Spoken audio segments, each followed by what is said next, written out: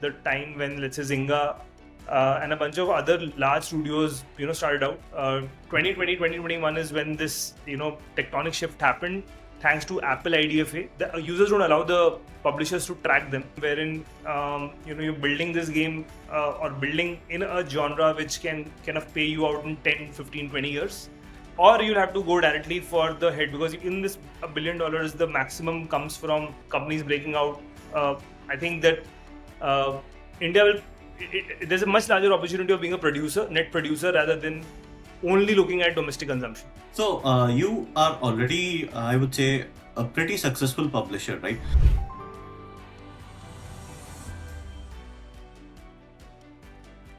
Hi Anurag, welcome to another episode of Outlook Response podcast. Anurag, let's start with like a very brief description of yourself and we can go from there. Firstly, thanks for having me over, Vignesh. A bit about myself. Actually, I've been building this gaming company for the last 2.5 years, but before that I've not spent any time in gaming. So spent like a decade between e-commerce with Snapdeal, food delivery for 4 years, Swiggy. So 2017 is when I moved to Bangalore from Gurgaon, when I joined Swiggy. So that was my longest stint. Joined them as the national head of sales, and then also looked at a bunch of roles which were directly reporting into one of the co-founders. And then in between Swiggy and Felicity, I attempted to start a short video app, which was, the premise was that of challenges. So imagine Vignesh versus Anurag on a split screen, and someone like Saheli can come and decide who the winner is. So that was the premise.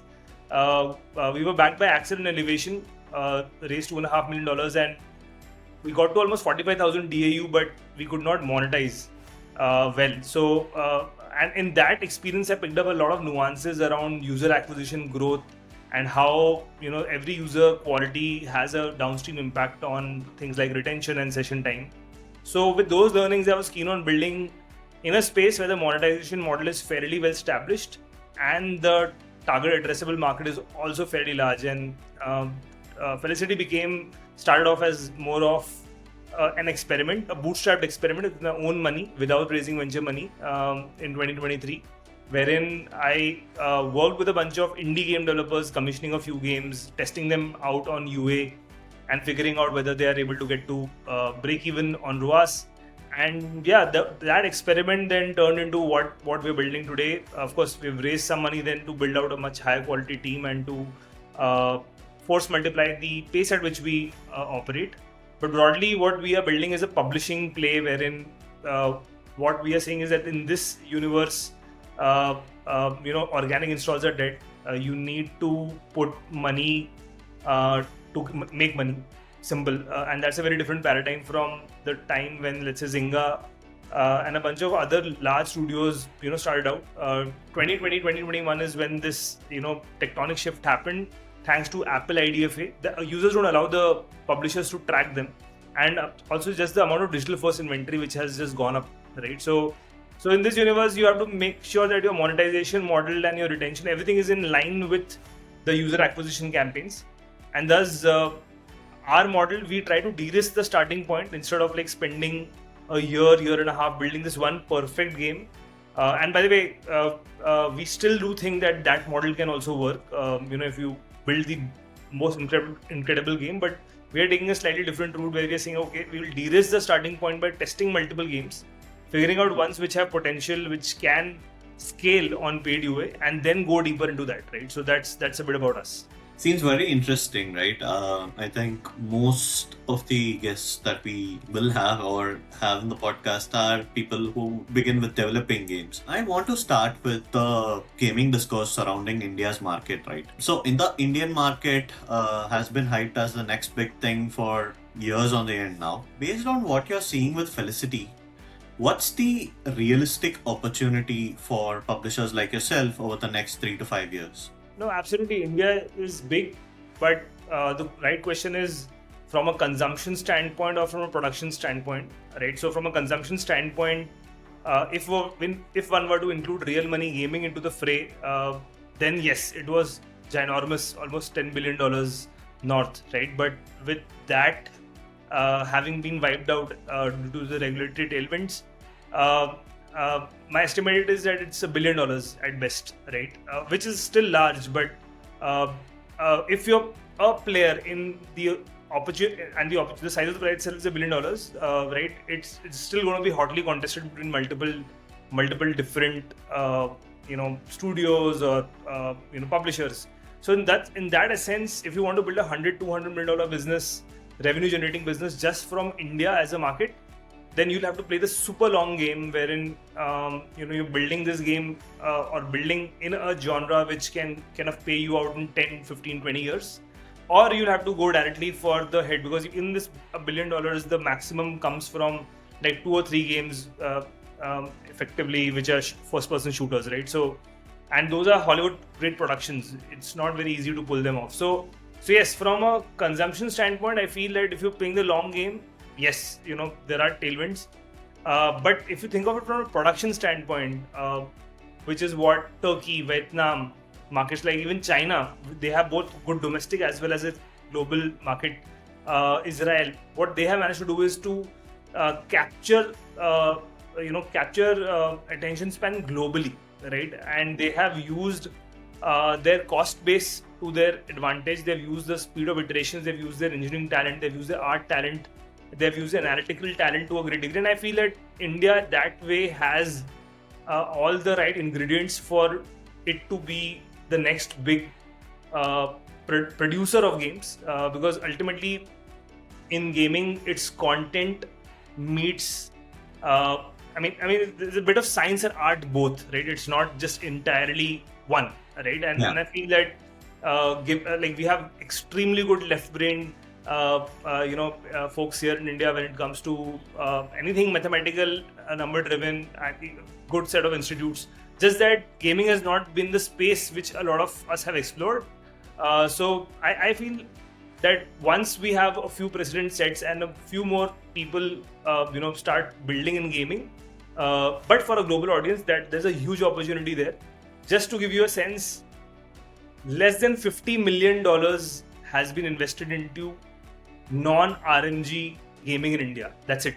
Out of all the VC money that has ever been invested, versus let's say $3 billion north invested in casual gaming in Turkey alone, right? So yeah, it's not that it's a space which has also attracted a lot of capital historically. So, but yeah, with some of these precedents which will be set in terms of companies breaking out, I think that India will. There's a much larger opportunity of being a net producer rather than only looking at domestic consumption. So you are already, I would say, a pretty successful publisher, right? Seek and Find and Nova Solitaire have already crossed 1 million downloads. We spoke about consumption in Indian players, right? How is it different from international markets? And does this inform your publishing strategy a little differently? So one thing that cuts across all user bases, whether domestic or global, is in gaming. Familiarity is a big thing, because when you're playing, and specifically your mobile games, you want to play something which is easy to learn but difficult to master. Right now, owing to the exposure a user has to the different genres of gaming, what is familiar to them varies. So for example, in India, yes, everyone's familiar with Ludo. Everyone's familiar. A lot of us are familiar with chess, right? Match 3, Candy Crush has been around for like 15-20 years. So Match 3, yes. But if it's a new game mechanic which requires a certain amount of investment, right? Or just to give an example, hidden objects, right? Folks in the West have grown up reading these books called Finding Waldo. So Waldo is a character which you have to find in these large. Yes, Waldo. Yeah. So now, people are habituated to hidden objects, but in India there is no such like precedent, right? So when you launch a game which is new in its category, and culturally there is very little nuance around it, then what happens is that it's a bit of an upward battle in terms of educating the users or getting them to relish and enjoy that gameplay, right? And compare that to the US or the West, wherein the culture of like playing games, firstly, it's quite accepted and it's been around for much longer. So I would just say that it's a maturity thing, and India will get there. I mean, market maturity wise, I think India is growing faster than any other country. But if you were to ask me today, then yes, you have to think player first. And thus, every game that we build, we also look at in which geographies is it natural for someone to know about this game as soon as they play, or is it an acquired taste? If it's an acquired taste, then it is an up, like, it requires a lot more investment. It's a lot more capital intensive because you have to build that category. But here we want to play in on the familiarity to a lot of, to a great degree in the beginning, and thus, depending on the genre of the game, different, we have a different geographical strategy to each one of those. Understood. Is this why you've been Felicity's been focusing a lot more on hybrid casual rather than midcore or other genres, specifically for the Indian market? When you talk about Felicity, most of our revenue is actually not from India. The production base is in India, but the revenue streams are still, in fact, 85% is from the US alone. Okay. Right? But yeah, we do keep testing our games in India to see if there is that acceptance, right? In terms of, is it an acquired taste or is it something that people are loving on their own? So that's a test that we keep doing.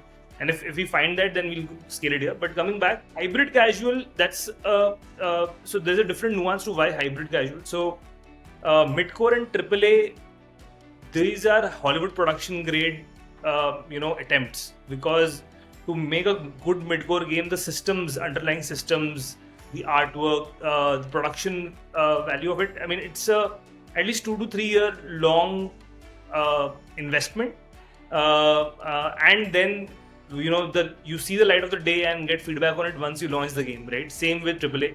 So better done when you have the cash flows to kind of doing more, or you have the expertise, either of these, right? Casual gaming is slightly different. The core game mechanic, and the need state is also different. The need state is that of time pass, right? So here, casual mechanics work better. However, casual mechanics can, even that's supremely competitive these days, right? Like $8, $10 CPIs for casual games, even sometimes $20, $30 in the US. And thus, what hybrid helps you do is take a more hyper casualish appeal, establish a more hyper casualish appeal for the game. So the user ultimately is downloading the game on impulse, right? That they saw the ad, they're like, oh wow, this will be fun playing. I'll enjoy playing this.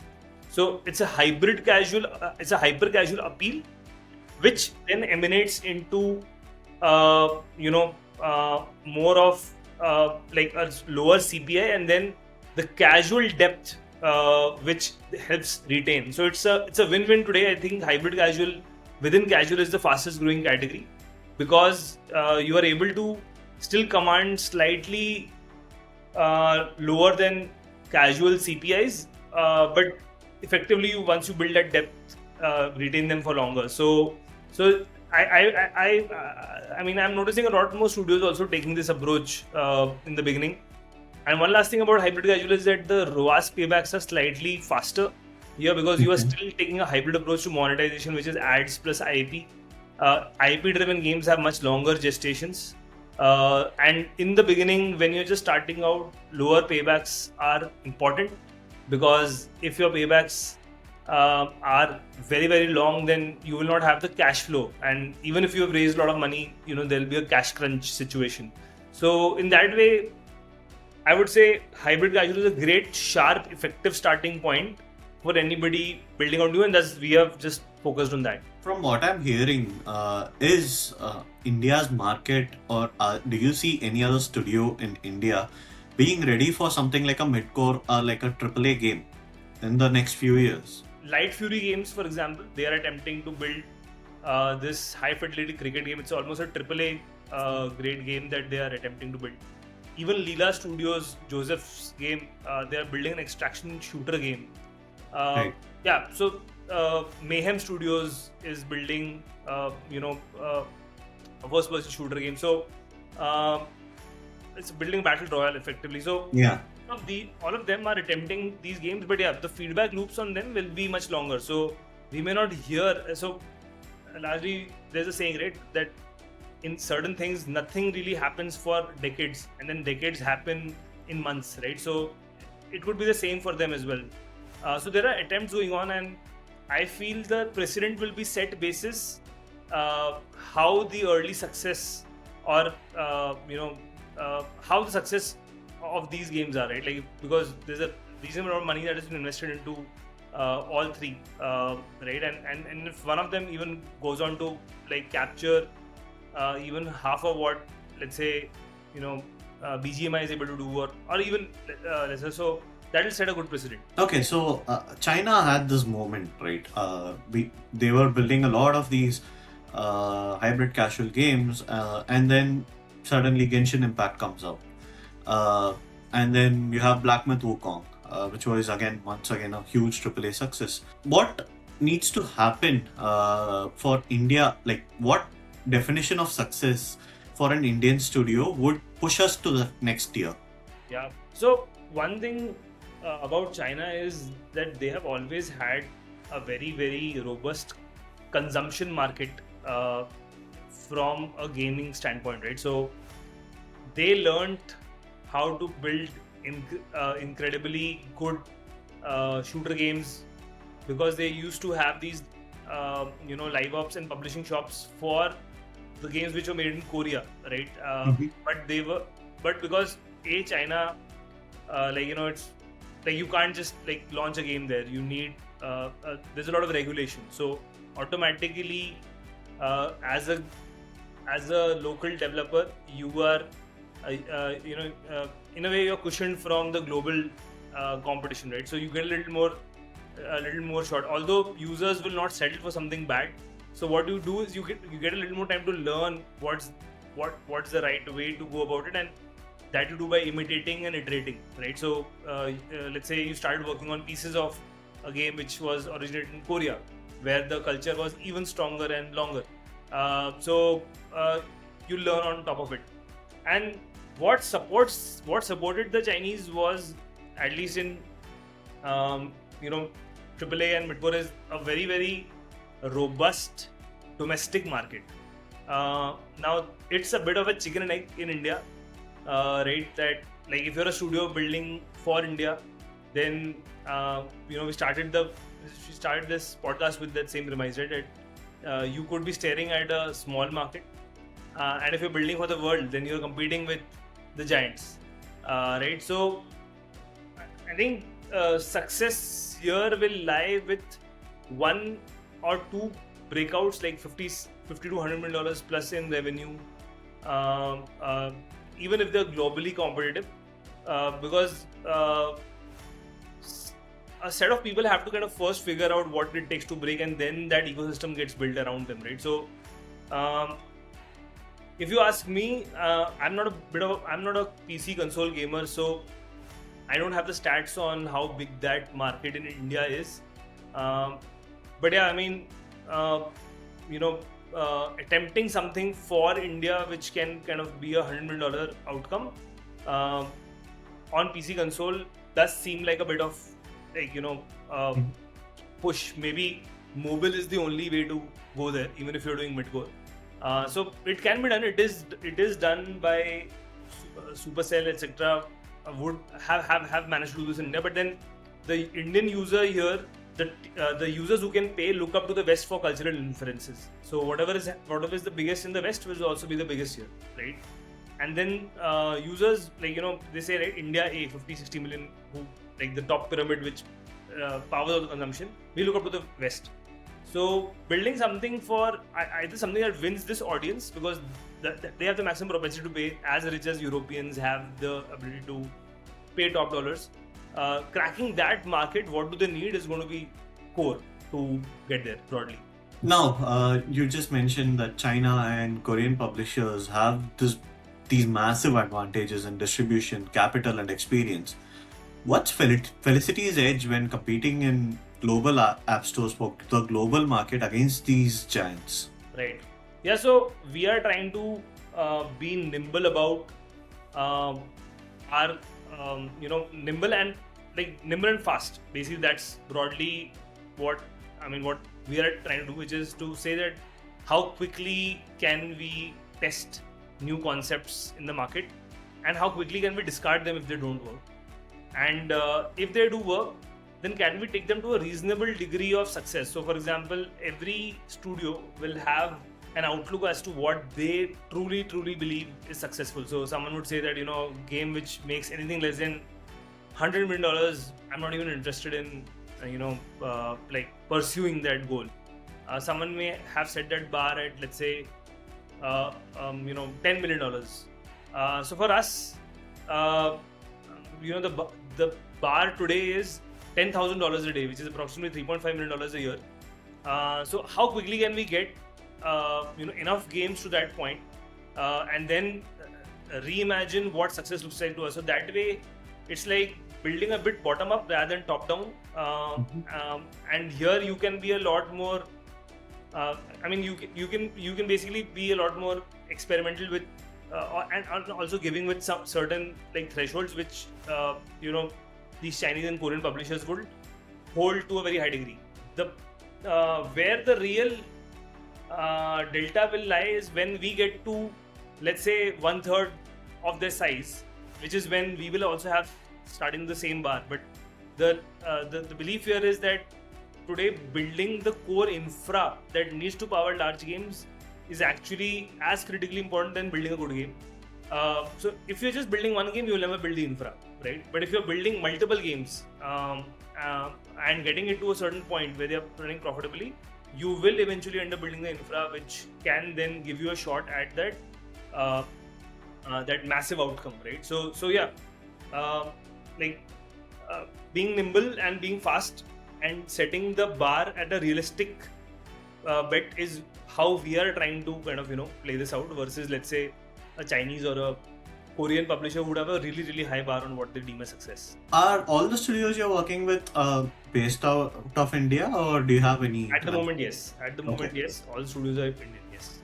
So I want to understand, what's the criteria that matters the most when you're evaluating studio partners in India, right?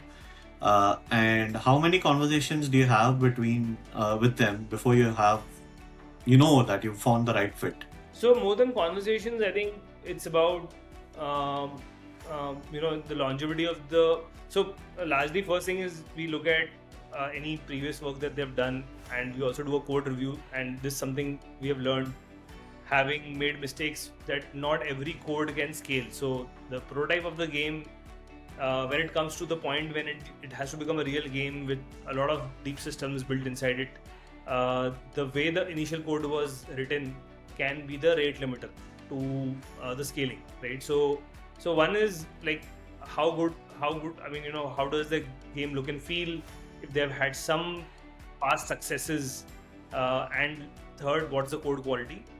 But these are just qualifying in very top level qualifying criteria. Beyond that, it's very objective, because then from that point it becomes a very how should I say, objective relationship in terms of, okay, this is the game that you're going to build.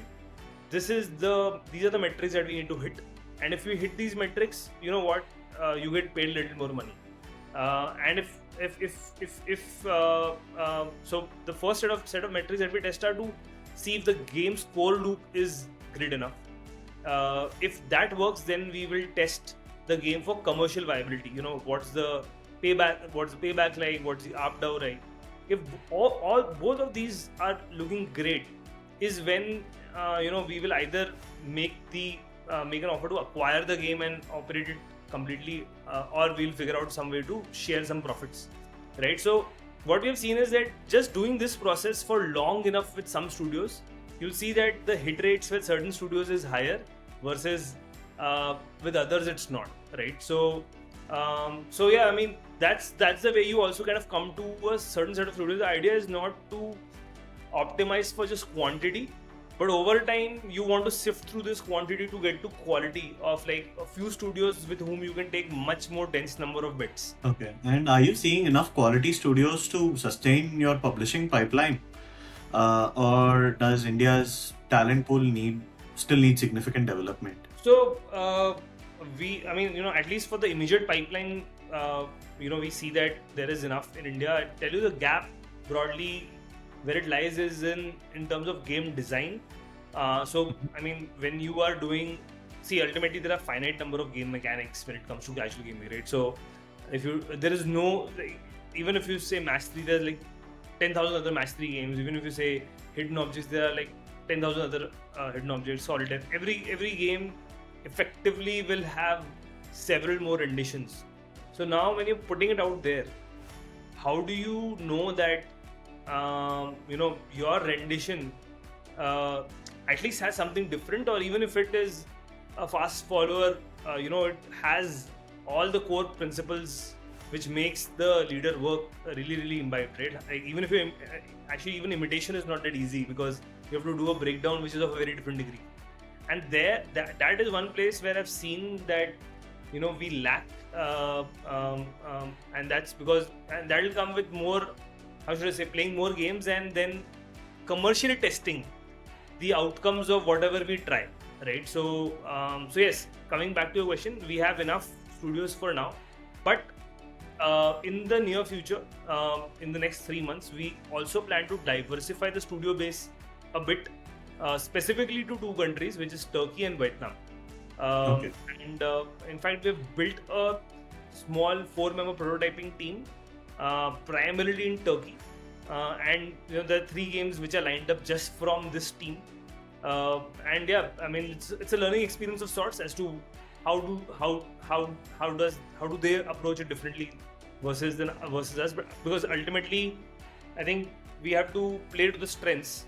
Largely, what I've understood is that, at least basis the talent that's available in India, a lot of Indian studios are very good at live ops, which is, once the game has gone past some commercial viability, we are extremely good at going deep and monetizing it better than perhaps anybody else, right? So we are seeing whether this model also works. So executive summaries right now, our model is 0 to 1 from India, and then 1 to 10 also from India, right?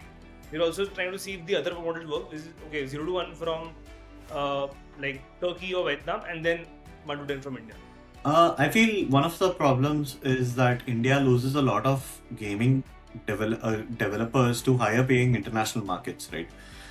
When global studios can pay like 2x, 3x, 10x for the same developers, they tend to migrate.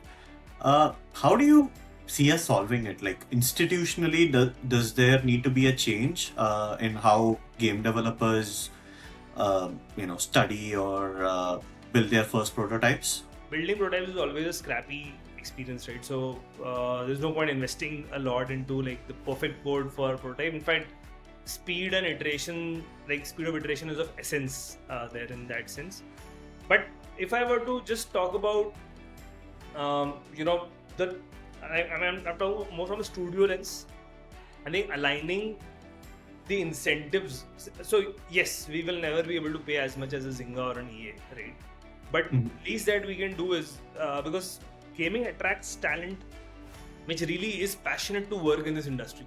Unlike other industries, like if you were to talk about, let's say, food delivery, it's not that you inherently wake up every day and say that, hey, you know what, I wish that the world ate so much, right? So only with creative fields like movie production, television, gaming, you'll see that there is a tribe of people who are passionate about building this out. Now, if you really want passion to translate into commercial outcomes, you also need to make sure that the outcomes change the trajectory for the people who are contributing, because it can't be just as simple as, okay, here's your salary, now build this game.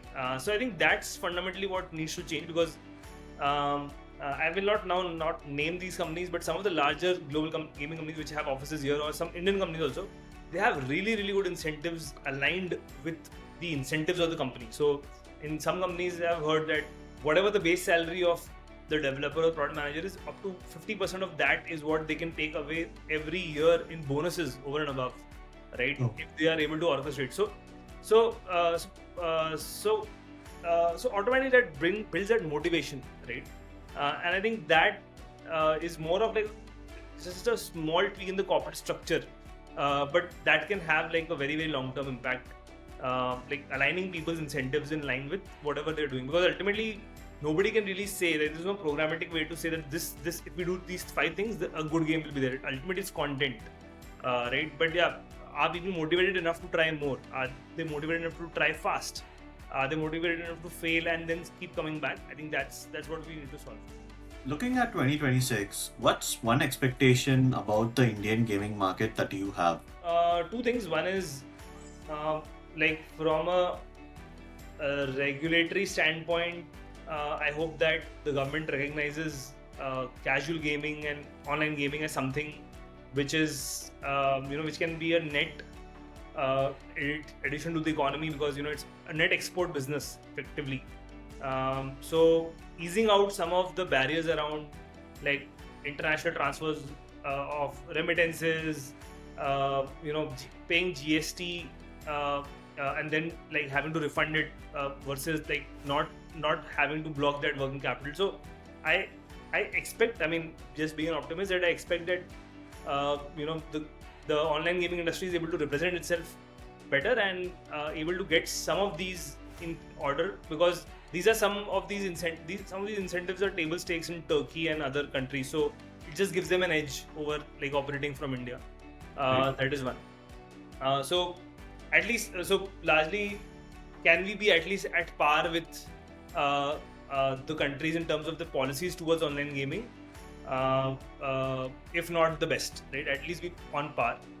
That's one expectation. And this for the other thing is that I feel that there is one game from India which, like, I mean, I'm expecting at least one IP-driven game which will break out in India for Indian users, but it will be in a genre which possibly doesn't even exist, or it will be a very, very different spin on a genre which nobody even possibly imagined, right? So, and I'll just give you some sort of like, it could be around devotion, it could be around like themes which are never really necessarily explored in gaming, right? Because that's what what the Indian audiences want versus what's wanted in the West is different. So those are 2 things that I look forward to in 2026. And as for Felicity, you guys have opened up an office in Singapore.